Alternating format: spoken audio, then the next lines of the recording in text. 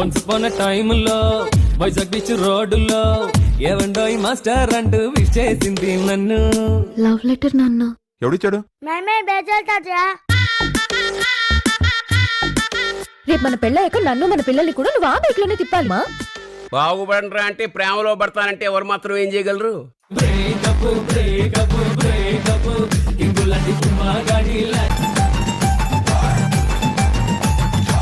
నాకు ఇంకో అమ్మాయి ఉండి ఉంటే ఖచ్చితంగా నీకే ఇచ్చి పెళ్లి చేసేవాడిని.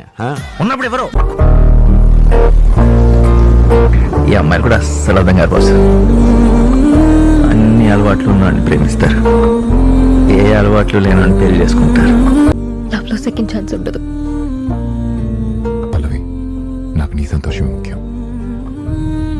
కానీ నేను అలా కాదు కదా బ్రదర్. తన్నే ప్రేమించాను, తన్నే పెళ్లి చేసుకోవాలనుకున్నాను.